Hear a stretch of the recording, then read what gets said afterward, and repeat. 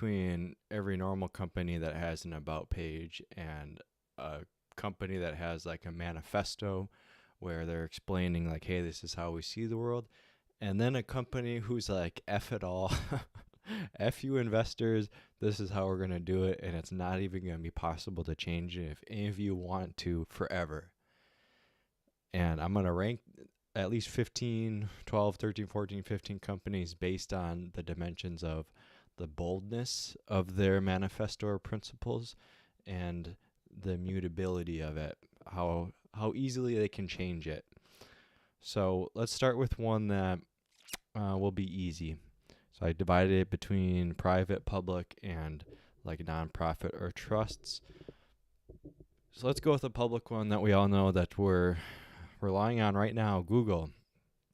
So Google started out private, some researchers made it, and then they got some angel investments, and then they went public, of course, and now they're a $1 trillion company.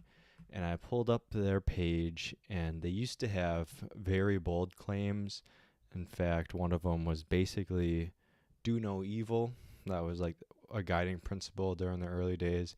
And now they just have this 10 things you know to be true, which are views of the world perspective. It's like, this is better than that. We value democracy. All good. Here's a remnant of the do no evil, which is saying that, capitalism is an evil. And that's kind of it. There's nothing else. There's no more like guts behind this. So a lot of their boldness is already gone based on employee turnover, or I don't know what happened, contentiousness, investor relations, who knows. So it's actually pretty lukewarm, and it's very changeable. So sadly, Google goes over here. I think they do good work and make good decisions, but it's just the structure isn't there. Let's go with private one now. How about 37signals. I know I'm gonna like this one. These guys are awesome. So they have a manifesto, which is a callback to their 1999 website, which is basically same thing, like opinions, where they're like, we like things small, keep it simple. What's Occam's razor? One should not increase beyond what is necessary. The number of entities required to explain anything. So you just get their DNA here. It's two founders at this time, DHH and Jason Fried, and I think they built this for their clients as they were doing an agency at the time. And this was maybe more marketing, but they stuck to it. And their actual company structure, I believe, is still just those two owners and employee owned. I know Jeff Bezos has a small portion of it too. So basically, these guys are stubborn in the best way, and they've stuck to what they believed in. But what happens after they go? The shares have to go somewhere. Will it go to a trust? Will it go to the employees, combination, investors? I don't know, their family. So it's bold. It's been long standing for decades, but it can change, I think, just because they don't have a structure behind it. So we're going to put them here. If you know the structure, let me know in the comments. Next. All right, I'm going to go a little quicker. Let's pick a nonprofit. Signal. Classic nonprofit, I believe. 503c, I think that's what it's called. Yeah, 501c3 nonprofit. And they have strong, simple claims up here. So where is it? It's like no ads, no trackers, no kidding. And that's very bold and simple and straight to the point. And the fact that it's a nonprofit, you know where they stand. So their whole company is based on privacy, and that's the only thing they're kind of claiming here. So I'm very confident that's going to be a stable pillar of their company for a long time. Okay, looks like we have OpenAI open here. And dang, man, like this one was on track to be really solid. They were originally a research company. They're originally a nonprofit. You probably heard the news, I think, this year or last year of them kind of getting bought out. I'm not sure what their ownership structure are. is I asked them, this is what ChatGPT said the ownership structure of OpenAI was, and it seems kind of good actually. Like it's a good mix of other investors, employees. This seems kind of high. Microsoft owning 27 to 30% seems insane actually.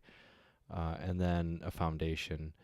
So like on paper, this isn't bad, but as they inevitably go public, as these things get diluted, I think it's going to go the route of Google, where it just slowly gets watered down. Even though they might be doing the best they can, I don't have a lot of belief in the immutability of these values. I think it's just going to become like every other private company, except they'll have more of a researcher's stint. And so I'm going to put it a little above Google just because I think they started as a nonprofit, so they probably have some of that DNA.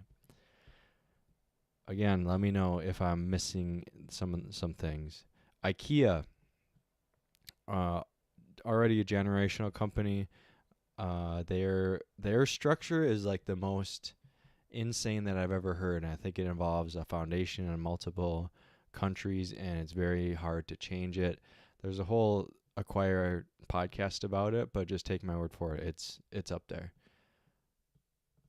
And same with Hermes. So this one's really cool. Hermes is owned by the family. It's owned by the family, and I think, do I have this open here? No, yeah. Holding company, which is owned by the family.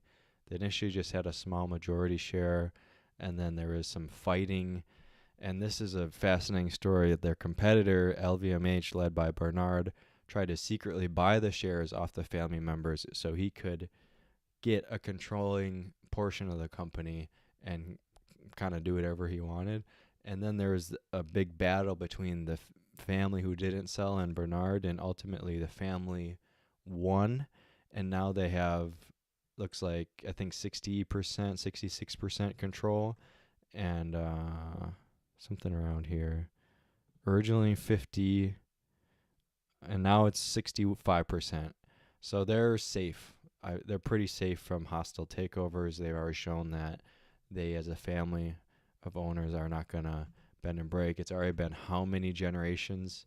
6 generations of ownership. Like, that's so cool. And I like how it's just family bound. Like, they don't have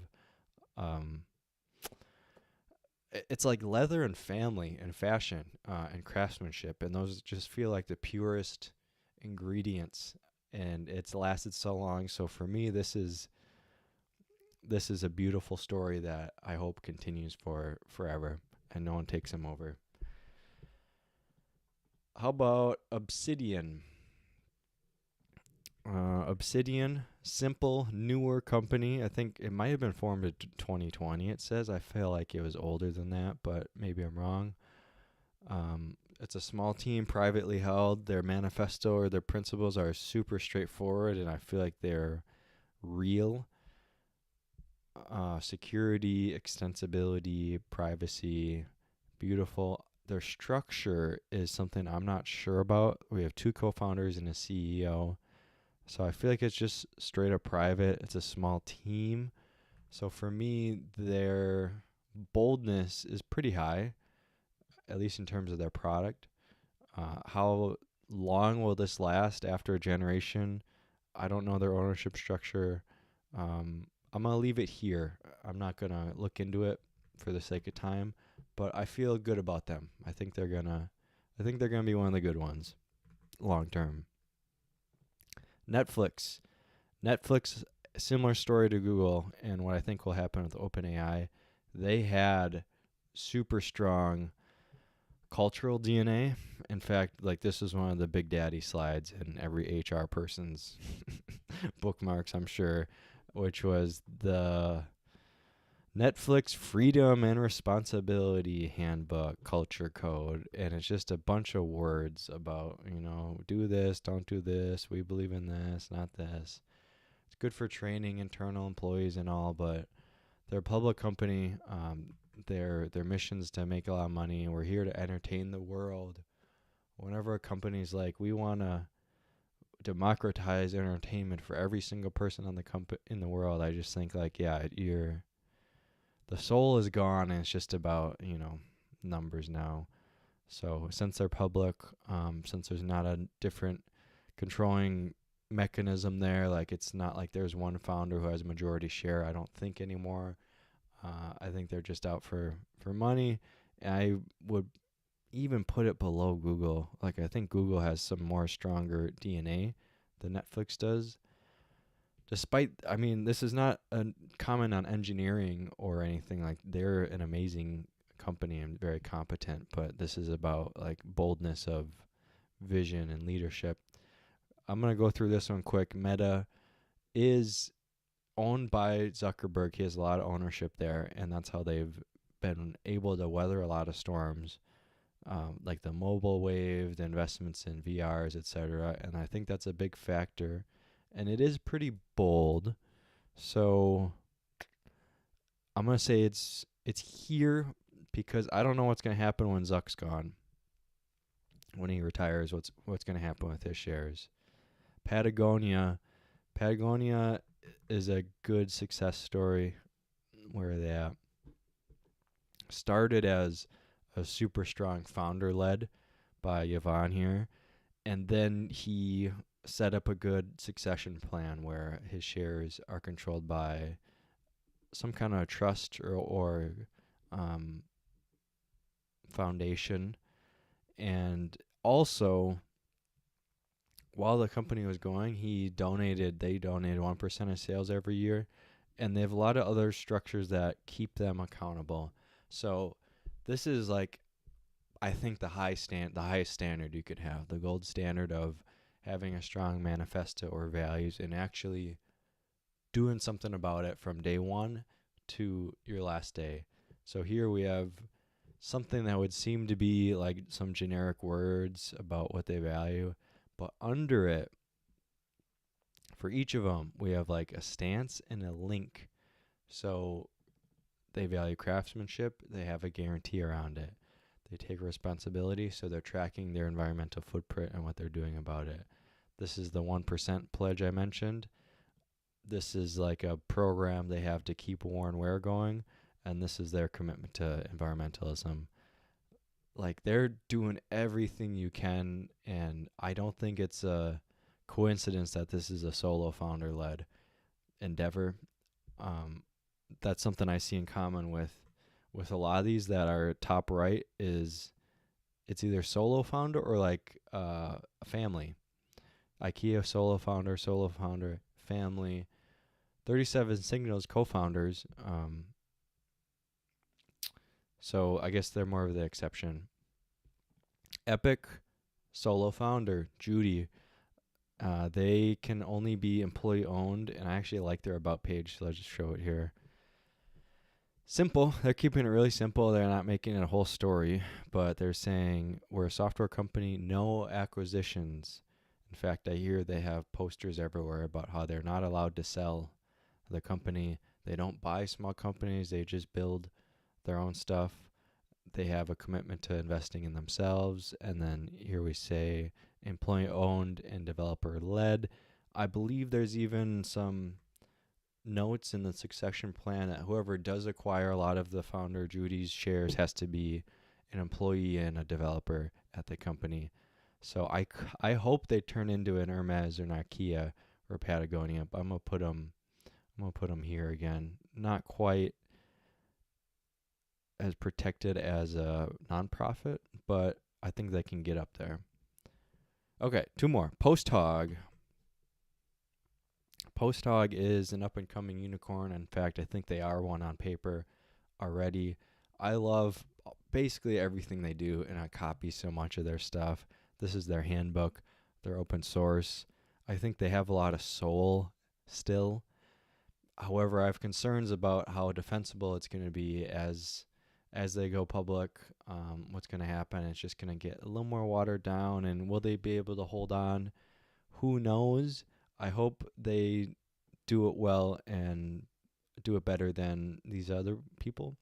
Maybe they turn into like a Meta. They don't have a strong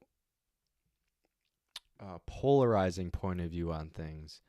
So it's hard to know really where they stand. Like haven't seen them be tested one way or the other. It's just like they build great products. A lot of it's open source. They're very transparent, and I don't see them compromising. So I'll put it on the bolder side, but the immutability of it, I'm not sure when they go public, and when the founders step down. Who knows what's going to happen? So I'm gonna put it here. Actually, this should be a little bolder too. Okay, and then finally, Mr. Beast Productions. Classic founder-led story again. He has this leaked handbook that a lot of people have seen. It's about just how they work.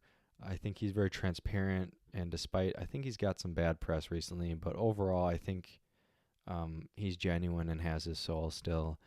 But what happens from here with the production company in 10 years, 20 years? I don't know. I think the boldness, at least in terms of ambition, is max, but the mutability, what's their structure? I have no idea. So I'm gonna put them here. Put them right there. So quick ranking. Let me know where I went wrong on this. The one that I didn't share was my own, and Compass is an app that I've built, an open source app.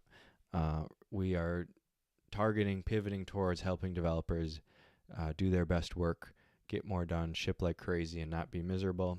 And to just be straight up, it's a productivity tool right now. What will it be in the future? Not sure. Solo founder led. It's just a simple LLC right now.